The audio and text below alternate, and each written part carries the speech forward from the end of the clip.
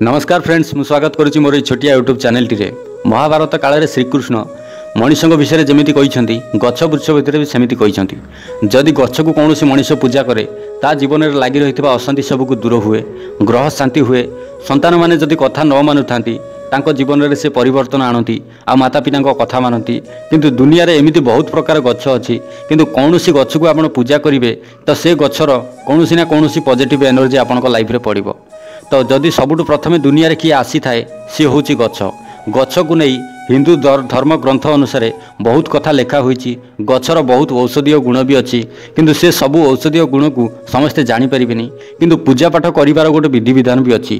जितेबाला श्रीकृष्ण ए गछ विषय कहते से बहुत प्रकार गछ विषय भी कहते जदि से गछ को आप पूजा करुँच जीवन में पॉजिटिव इफेक्ट आसवा सहित आपण जीवन में सुख समृद्धि आसे। आपण घर सब नकारात्मक ऊर्जा को से शेष करे, आपण घरे सुख समृद्धि बढ़ा लगे। किंतु से कौ गछ जे एमिति अच्छी जे आपण ताकू जदि पूजा करेंगे ताले आपण घरे सुख समृद्धि आसवा सहित आपण घरे पॉजिटिव एनर्जी आसे। सबुठ प्रथम जदि आप बंचीचे ताले गोटे गछ पाई बंचीचे, से जदि आमको ऑक्सीजन न दिबो ताले आम जीवन भी जाईपारे। तो जिते श्रीकृष्ण ये गछ विषय कहते से एमती 10-15टी गछ विषय कहते से आम आज 5-6टी विषय जाना जहाँ पूजा कले आपण जीवन में सुख समृद्धि आसवा सहित सफलतार मार्ग मन को मन खोली जाए। तो चलतु आरंभ करवा। जदि वीडियो पसंद आसुए ताल चैनल टी सब्सक्राइब कर बेल आइकन को प्रेस कर नियंतु। सबुठ प्रथम आसे तुलसी गछ। तुलसी गछ समस्त द्वार मुहर थी, प्राय समस्ते जानते तुलसी गछ को पूजा करा जाए बोली। किंतु से तुलसी गछ को जदि नियमित पूजा करा जाए तार कौन लाभ आप जानी नथिबे। तुलसी गछ को पूजा कले आपण ग्रह शांति हवा सहित घर जेते प्रकार नकारात्मक ऊर्जा अच्छी से शेष करें। घर जदि कलह लगी रही है ताल तुलसी गछ ताकू समाप्त करने को चेष्टा करे। वृंदावती समस्त प्रिय होता है। तो तापर आसे ओस्त गछ। ओस्त गछ विषय तो आप जिते जिते जो देखिथे ओस्त गछ तले ठाकुर पूजा होता है। ओस्त गछ मूले कौन ना कौन भगवान को स्थापना कर जाए। से घन छाई दबा सहित मनुष्यर ऊर्जा को ताजा करिबारे साहाय्य करे। 33 कोटी देवी देवता ओस्त गछ भितर रुहंती बोली कहा जाए। 33 कोटी देवी देवता को पूजा करवा जहाँ गोटे ओस्त गछ को पूजा करवा सेया। गोटे ओस्त गछ भितर एते महत्वपूर्ण गुण अच्छी जे आप केबे भी भाभी नथिबे जे गोटे ओस्त गछ को पूजा कले आपण 33 कोटी देवी देवता को पूजा करला भलिया समान होबो। तो ओस्त गछ जितेबाला आप पूजा करने को जीवे जदि आपण घरे कौन प्रकार नकारात्मक ऊर्जा लगी थाए, जदि शत्रु बढ़ी जाती ओस्त गछ को पूजा कले आपणकर सुख समृद्धि बढ़ा लगे।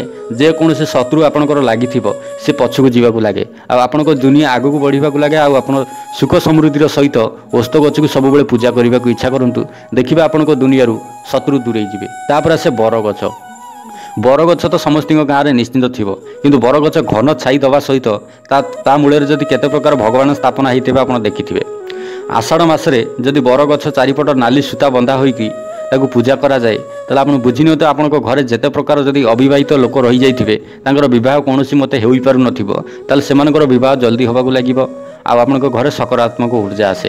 तापर आसुची लिंब गछ। लिंब गछ विषय आप जिते जल्दी जानवे सेते कम लगे, कहीं लिंब गछ एत औषधीय गुण में भर्ती अच्छी जे आप जिते जानवा चाहिए सी आपको सेते नुआ लगे। किंतु निंब गछ दारू भी कह जाए। निंब गछ भगवान काठ आ भगवान मूर्ति तैयारी होगा से सबुठ श्रेष्ठ होता है। लिंब गछर एत औषधीय गुण अच्छी आप जानी नथिबे, किंतु सबुठ प्रथम आसे जदि लिंब गछर डाल को आप घर सामने टांगुंट ताले घरे जदि भूतचंडी बास होथिबो ताले से सेठु दूरे जीव। घरे जेते नकारात्मक ऊर्जा को से शेष करिवारे साहाय्य करे। तापर आसे आंब गछ। आंब गछ जेते प्रकार पूजा पर्वाणी हुए सबुतिर कलश उपर आंब गछ लगे, किंतु से जो आंब गछ लगे आंब गछर भी विशेष महत्व अच्छी। जेकोसी पूजा पर्व हो तादर आंब पत्रर माଳ निश्चिंत लगे।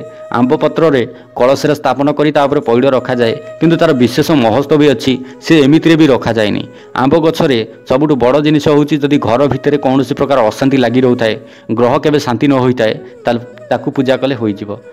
नड़िया गछ। नड़िया गछ को श्रीफल बोली कह जाए। नड़िया गछर भी विशेष महत्व गुण अच्छी, किंतु नड़िया गछ विषय आप जी जानते से बोधे कम।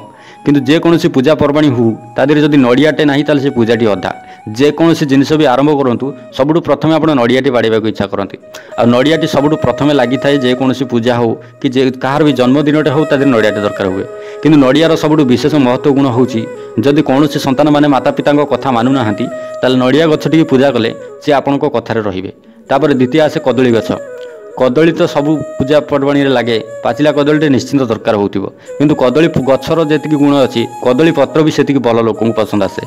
କିନ୍ତୁ କଦଳୀ ପତ୍ରରେ ଯେତେବେଳେ ଆପଣ ଖାଇବାକୁ ଲାଗନ୍ତି ତା ଦେହରେ ଔଷଧୀୟ ଗୁଣ ଆସିବା ସହିତ ସେ ଖାଦ୍ୟର ବି ଅଲଗା ପ୍ରକାର ଚେଞ୍ଜେସ୍ ଆସିଯାଏ। କିନ୍ତୁ କଦଳୀ ଗଛର ବିଶେଷ ମହତ୍ତ୍ୱ ଗୁଣ ଅଛି ଯେ ଯଦି ଅଧିକାଂଶ ସନ୍ତାନମାନେ ଆପଣଙ୍କ ଘରେ ଅଛନ୍ତି ସେମାନେ ଯଦି ଆପଣଙ୍କ କଥା ନ ମାନୁଛନ୍ତି ତାହେଲେ ଯଦି କଦଳୀ ଗଛକୁ ପୂଜା କରିବେ ସେ ସବୁବେଳେ ପାଇଁ ଆପଣଙ୍କ କଥାରେ ରହିବେ। ତାପରେ ରହିଲା ବେଲ ଗଛ। ବେଲ ଗଛ ତ ମହାଦେବ ଶିବଙ୍କୁ ସବୁଠୁ ପ୍ରିୟ ହୋଇଥାଏ। ତ୍ରିଶାଖା ବେଲପତ୍ର ସବୁବେଳେ ପାଇଁକା ମହାଦେବଙ୍କ ଶିବଲିଙ୍ଗଙ୍କ ଉପରେ ରଖାଯାଏ। କିନ୍ତୁ ବେଲପତ୍ରରେ ବି ବହୁତ ବଡ଼ ମହତ୍ତ୍ୱ ଅଛି ଯେ ବେଲ ଗଛକୁ ଯଦି ଆପଣ ପୂଜା କରୁଛନ୍ତି ଯଦି ଆପଣଙ୍କ ଘରେ କୌଣସି ପ୍ରକାର ଅଶାନ୍ତି ଅଛି ତାହେଲେ ସେ ସମାପ୍ତ ହୁଏ। ଆଉ କୃଷ୍ଣଚୂଡ଼ା ଗଛ, କୃଷ୍ଣଚୂଡ଼ା ଗଛକୁ ଯଦି ଆପଣ ପୂଜା କରିବେ ତାର ସବୁଠୁ ବଡ଼ ଇଫେକ୍ଟ ହେଉଛି ଯେ କୃଷ୍ଣଚୂଡ଼ା ଗଛ ପୂଜିବାର କାରଣ ହେଉଛି ଯେତେବେଳେ ରାମ ଅଯୋଧ୍ୟାରେ ଫେରି ଆସିଲେ ବୋଲି ବାହାରିଲେ, ଯେତେବେଳେ ରାବଣକୁ ମାରି ସେ ସମାପ୍ତ କରିଦେଇଥିଲେ ସେତେବେଳେ ସେ ସବୁଠୁ ପ୍ରଥମେ କୃଷ୍ଣଚୂଡ଼ା ଗଛକୁ ହିଁ ପୂଜା କରିଥିଲେ। ଆଉ କୃଷ୍ଣଚୂଡ଼ା ଗଛର ସବୁଠୁ ବଡ଼ ମହତ୍ତ୍ୱ, କୃଷ୍ଣଚୂଡ଼ା ଗଛ ଶନି ଭଗବାନଙ୍କୁ ବହୁତ ପସନ୍ଦ। ଯଦି କୌଣସି ଘରେ ଶନିର ପ୍ରକୋପ ରହୁଛି ସେ ଘରୁ କେବେ ବି ଯାଉନି ତାହେଲେ କୃଷ୍ଣଚୂଡ଼ା ଗଛକୁ ପୂଜା କରନ୍ତୁ, ସେ ଦୂରେଇ ଯିବ। ତାପରେ ଆସେ ଦେବଦାରୁ ଗଛ। ଯେକୌଣସି ପୂଜା ହୁଏ, ସରସ୍ୱତୀ ପୂଜା ହୁଏ, ଗଣେଶ ପୂଜା ହୁଏ, ସେଥିରେ ଦେବଦାରୁ ଗଛଟି ନିଶ୍ଚିନ୍ତ ଦରକାର ହୁଏ। କିନ୍ତୁ ସେ ଦେବଦାରୁ ଗଛରେ ବି ଆହୁରି ପଜିଟିଭ୍ ଗୁଣ ଅଛି ଯାହା ଆପଣ ଜାଣିନଥିବେ। ଦେବଦାରୁ ଗଛର ଡାଳଟି ଯଦି ଆପଣ ଘର ସାମ୍ନାରେ ରଖୁଛନ୍ତି ତାହେଲେ ଘରକୁ ଯେତେ ପ୍ରକାର ନକାରାତ୍ମକ ଉର୍ଜା ଆସେ ସେସବୁ ଦୂରକୁ ରହିବାକୁ ଲାଗେ। ଆଉ ଘରକୁ ସବୁବେଳେ ପାଇଁକା ଲକ୍ଷ୍ମୀଙ୍କର ଆଗମନ ହୁଏ। କଦମ୍ବ ଗଛ, କଦମ୍ବ ଗଛ ହେଉଛି ସବୁଠୁ ବଡ଼ ଗଛଟେ। ସିଏ ହେଉଛି ମହତ୍ତ୍ୱପୂର୍ଣ୍ଣ ଜିନିଷ। ସେ କୃଷ୍ଣଙ୍କୁ ସବୁଠୁ ବଡ଼ ପସନ୍ଦ ଆସେ କାହିଁକିନା କଦମ୍ବ ଗଛର ଫୁଲ ସବୁ ଭଗବାନଙ୍କୁ ଲାଗି ହୋଇପାରିବ। କଦମ୍ବ ଗଛର ଏମିତି କୌଣସି ଭଗବାନ ନାହାନ୍ତି ଯାହାକୁ ଆଗରେ ଆପଣ ନ ଦେଇପାରିବେ ବୋଲି। ଆଶା କରୁଛି ଆପଣମାନଙ୍କୁ ଏତିକି ଗଛର ଇନଫର୍ମେସନ୍ ଭଲ ଲାଗିଥିବ। ଯଦି ଭଲ ଲାଗିଥାଏ ତାହେଲେ ଚ୍ୟାନେଲଟିକୁ ସବସ୍କ୍ରାଇବ୍ କରିବେ ଆଉ ଭିଡ଼ିଓକୁ ଲାଇକ୍ କରି ବେଲ୍ ଆଇକନ୍କୁ ପ୍ରେସ୍ କରିନେବେ।